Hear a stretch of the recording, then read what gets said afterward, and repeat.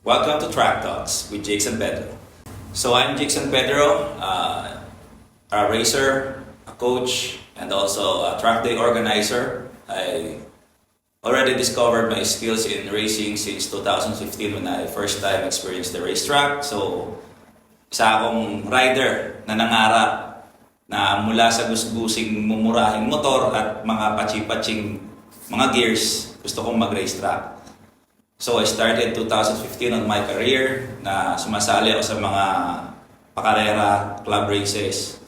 And syempre sa tiyaga, nakakuha din tayo ng mga panalo. So from 2021, nanalo tayo sa 160 open scooter na overall din tayo, third overall sa same year ng 2021. And also last year sa 2023 season with the Maxi Scooter Intermediate category, nag-first runner-up naman tayo, although kinapos kasi tayo dun sa overall championships. So, lagi ako nasa racetrack. So, yun talaga yung buhay ko is racetrack since na nakilala ko ang racetrack. So, doon na rin ako natuto na magturo by the help ng mga professionals na talagang nagtuturo and pro riders. So, I share all my knowledge sa mga gustong matuto and thankful din ako sa Valley Philippines na kumuha sa akin as their coach para maghubog ulit ng panibagong talent sa mga bata. And ito yung topic natin for today. Bakit importante ang racetrack?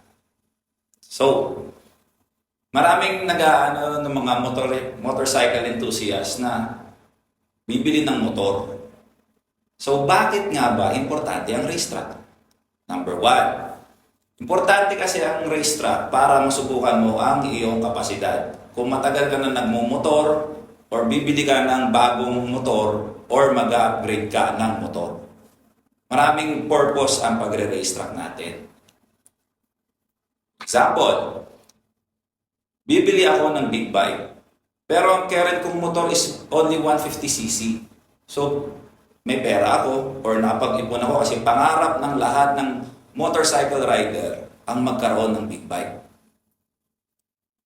So paano ko magagamay yung malaking sisi ng motor? So yun talaga yung laging question mark natin.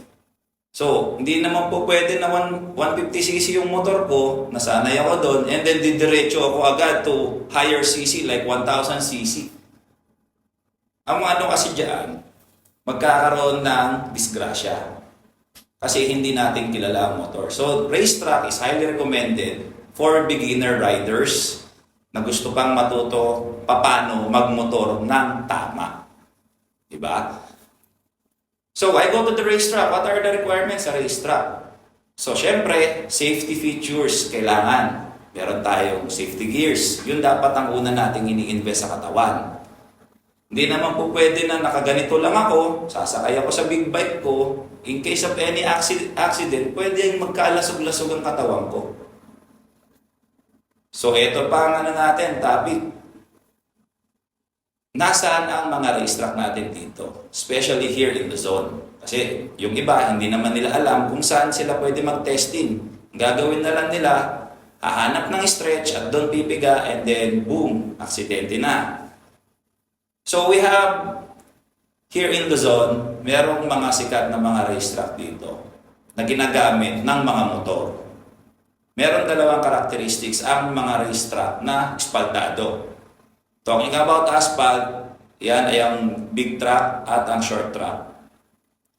So, sa mga popular natin na mga racetrack, nandiyan dyan ang pinakamalapit sa NCR, ang nasa Carmona, Cavite, which is a technical short track na pwedeng gamitin ng 150 or lower cc pa up to 400cc.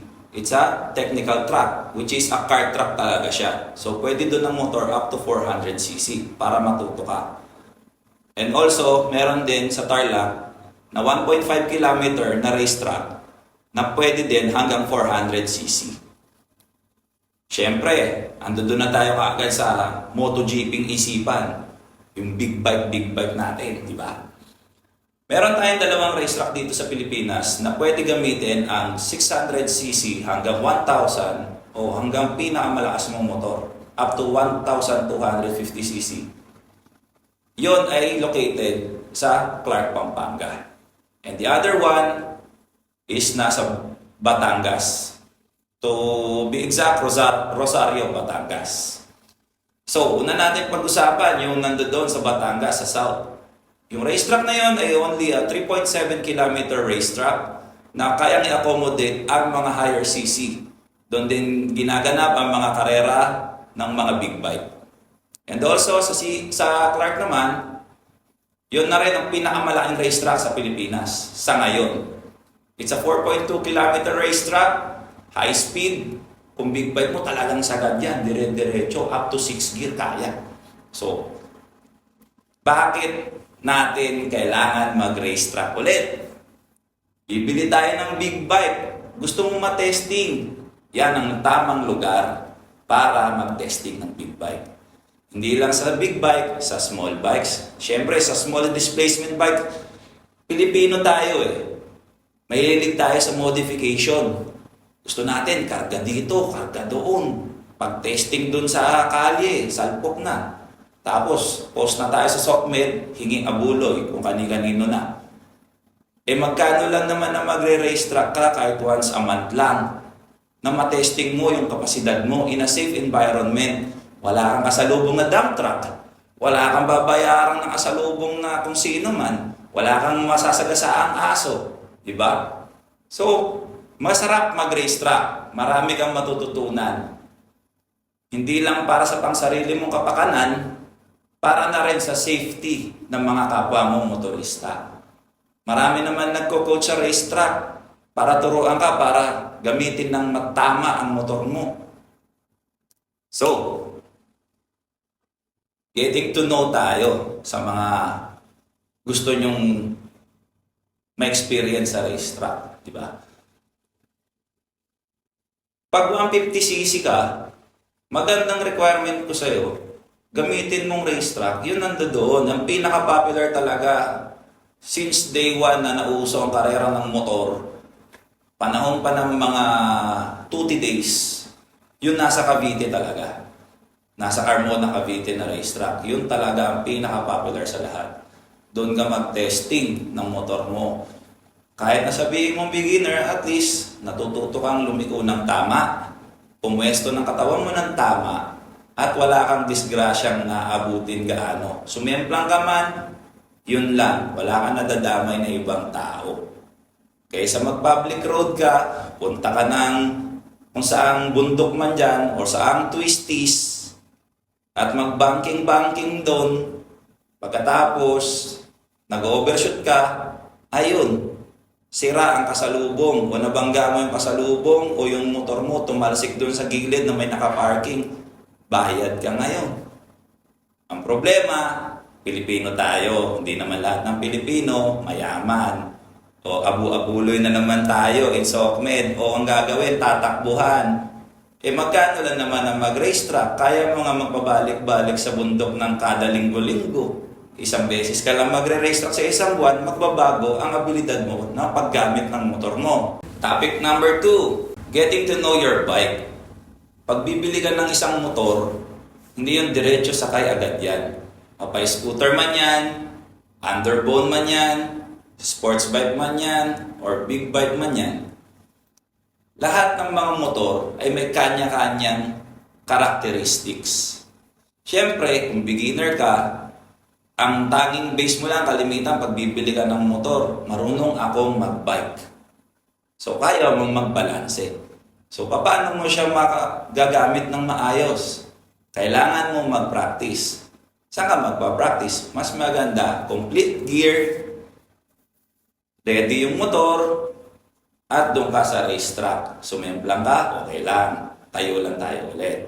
Siyempre, kung mas maganda, kung meron tayong coach na kasama para maturuan ka ng tamang fundamentals sa pagmumotor.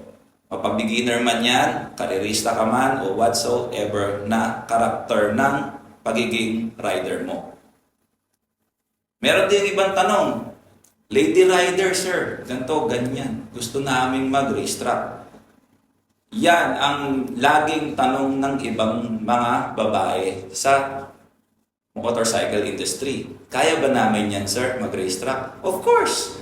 Lahat ay natututunan with proper training at syempre, meron ka din baon na lakas ng loob para gawin yung tinuturo sa'yo. Hindi mo po pwedeng bibili ka na ng big bike na diretso.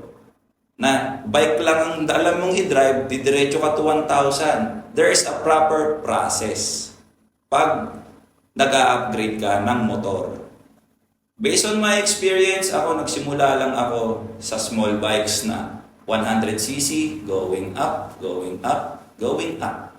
Diba? Kasi yung lula, number one, lula. Yung lula mo talaga sa bilis. Paano mo siya patitigilin? Yun lagi ang nagiging problema. Kaya yung iba na biglang tumalon ng higher CC, bumabangga kasi hindi nila alam patigilin ng motor. Hindi nila alam kung paano kontrolin ng motor. So, best talaga mag-racetrack. So, bakit kailangan mag-racetrack? For your own safety, other riders' safety, at syempre, para mas matuto ka. Para mas ma-enjoy mo ang motor mo. Hindi yung palagi ka na lang magkakamote rider dyan sa daan. At pag sumali kayo sa training program, syempre kailangan proper gears tayo. So minimum requirement namin for the basic trainees or first timers is padded jacket, no exposed skin, padded pants. Syempre kailangan naka-boots tayo and closed gloves. And syempre, I would like to thank also 60 Helmets for our safety helmet. Thank you so much sa pag-sponsor din sa amin ng 60 Helmets. At syempre, kailangan natin protektahan ang ulo natin. So we'd like to thank our 60 Helmets. Sila din ang sponsor natin ng segment na to. So this is 60 helmet, a very very durable. Uy, maganda ulo. A very very durable helmet. Yan, para may konting unboxing tayo ng konti. So, ang ganda nito. Napaka-lightweight, very durable. So, this is our sponsor sa Ubali PH. Thank you so much, 60 Helmet. Yan. And, syempre, sa Ubali, we have already our race program for the FIM Mini GP World Series. So, sa FIM World Series, we are trying to train. So we also have the Ovale Racing program for the FIM Mini GP World Series. So paano sumali doon? Ano ang qualification? We are looking for riders ages 8 years old to 14 years old to participate sa Ovale Race program here in the Philippines. And the winner, syempre doon tayo sa nanalo. And the winner of the said program will represent the Philippines to the upcoming Ovale FIM Mini GP World Series that will be held in Valencia, Spain. So, kung pasok ka sa edad na yan at alam mo paano gamitin ang Ovale, join the program. Sayang din ang pagkakataon. So kids, contact us and let's ride it on. And remember, always race on tracks, not on the streets. This is Jake San Pedro with Track Talks, produced by Kid Code, live.